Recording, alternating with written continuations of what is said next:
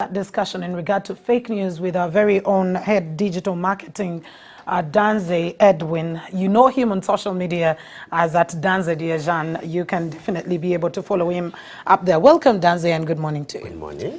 How are you doing? See what it says. But let's go to the discussion on fake news, Danze. Yeah. How has this affected, for example, a media house, a content provider like NBS Television? I think outrightly the first initial thing that will come out would be credibility, because once you are a trusted source, authoritative and bold, and you have messaging that is being displayed from your platforms, seemingly from your platforms, and actually it's very rarely that it comes off live broadcast. It's entirely or majorly something that is on social media. So once you put out a tweet or a Facebook post or let's say a seemingly streamed event with a certain caption saying this party or this person did A, B, C, D, you end up in a scenario whereby people are going to start wondering whether they should really truly trust your content. Okay. I'll give you a scenario of something that happened last year where we had a brand called Yoga Chick where they claimed to have been storing chicks that were the youngs of the birds or the hens and whatever it is in an unhealthy environment. Now that screenshot or that message had never come from NBS at all. It's just that a parody account designed that content and placed it out there, and they disseminated it through WhatsApp. So that's what it was terrible. Now, talking about parody accounts, thank God you brought in the discussion. Parody accounts have become I don't even know how to describe it, but they have worsened the situation in believability and credibility of various other accounts of actual organizations. And in this case, I want to look at the aspect of content providers, because maybe service providers are not affected as much, and yet they seem to be accepted. First of all, a parody account is, let's say, a mimic or a mirror of something that's more authentic. What social media platforms do is, or environments, is they allow for these parody accounts to exist. Why? Because of the community engagement that comes there with the parody accounts. Yeah. I'll give you a scenario, like you've already categorized them. You will find that there will be service providers like Umeme, National Water, etc., NEMA, etc., and then you have NBS and all these other media houses out there. Now, for a parody account to exist on social media, you have to abide by certain rules and regulations that are clearly stated on those platforms. For example, Trump could have one, I could have one, you're definitely going to have one at some point in time, you get it? Now, as long as they don't incite direct violence, as long as they don't incite or lead anyone into suicide or anything of that sort, they're allowed to exist there, you get it? But they didn't put in mind that it would affect Mildred different to have a parody account than it would affect NBS. Because the impact of one tweet that we're going to put out there as NBS or as Null Post or Next Radio, whatever it is going to be a matter of life and death. Sure. You get it?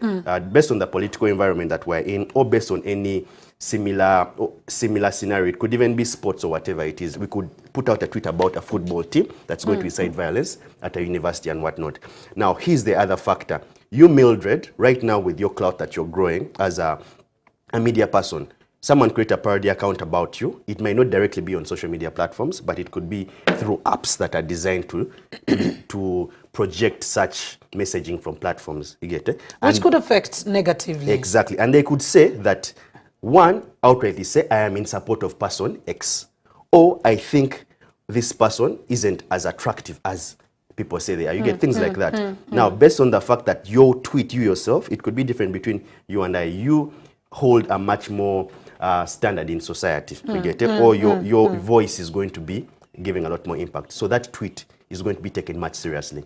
Now, going away from that is every message that is being pushed out there and being consumed by different kinds of people. Okay. They are the land people, they are the experts at the media thing, and then there there are people who consume media through third parties. Well, that's very true. Danze, there is the aspect of fake news and false news. And in this case on social media, with social media taking up, mainstream media, there is the aspect of speed versus accuracy. Yeah. How, as a digital manager, how as a digital person, do you look at this and how do you handle it? One side, you want to let out the news very fast, and yet on the other side, there is the aspect of it being accurate or it being false at the end of the day. Okay, let me use yesterday's scenario, yesterday's unfortunate scenario. As a media house, or as NBS, we are known for fast, accurate news. Yes. But yesterday, once that attack happened in Kenya, we didn't outrightly come out and say, this is happening and it is caused by this group of people. No. Why did we do that? Is because we have put systems in place. Checks and balances. Fact check. And then secondly, you must have, and this is very important, you must have a lot of links or people out there that are going to give you information and you're going to filter it. Get it? How it's going to happen online, for example, if I receive an image via a WhatsApp group or if I see it off Twitter, we have tools that are going to allow you to filter and fact check this. It's automated. Okay. If you're not going to use a Google image search, for example, if I received a picture about smoke in the skyline of Nairobi, but it was actually an image from Syria or any other place in the world, I simply have to drop it in Google and it will show me where it's coming from. But aside that, we put tools in check, because if you're going to be a media house or if you're going to be a serious comms person on the internet these days, you must have tools that allow you to do this. One could be InVid. The others we could always discuss later on our social media platforms. Okay, maybe finally, as we let go of this discussion, why do we see fake news or false news increasing more in this day and age, or particularly 2018, 2019, than it was before? One, the rising number of accounts joining social media. People know where it's going to hurt most. Back in the day, in the Gulf Wars and all these other civil wars out there in the world, radio was being used to do that. Now the issue with that is someone at the end of the microphone saying, there's an attack here, ABCD is happening. And yet there is a lot that's happening through the time. There is also scenarios right now currently happening that happen on live broadcasts whereby things are actually staged. You get actors, you get people that are going to appear on multiple places, appearing to be in heart and things like that. You get it? Those things happen. But right now, with the birth of social media, we practically have people with over 100,000 people following them just on Twitter. If you are to sum up your average influencer right now in Uganda, they have about an influence or clout of about 400,000 people that they talk to. Now, putting that in mind and knowing that the current political environment or people need policies passed or people need budgets approved and etc., they are going to target social media because it's the fastest place to disperse. And anyway, it's about your phone and your data. Exactly. And funny thing is, we haven't yet looked into it yet, but it's spreading much faster off WhatsApp. Okay. The tweet won't have to happen on Twitter. There won't have to be a Facebook post. I simply have to sit back, Photoshop, illustrate, put a message on my WhatsApp and send it out. Because then on Twitter, it sometimes even becomes easier to delete it out. Exactly. And yet on WhatsApp, it has already spread. It has already spread. Well, I know this is a more intensive discussion, but thank you very much, Danze. Danze Edwin is the head digital marketing, Next Media Services here, and you can get him at Danze Deejahn, of course. As we continue the discussion on fake news, we need to stop fake news because it does not only affect credibility of you as an individual or a company, but it also, causes violence in some particular cases.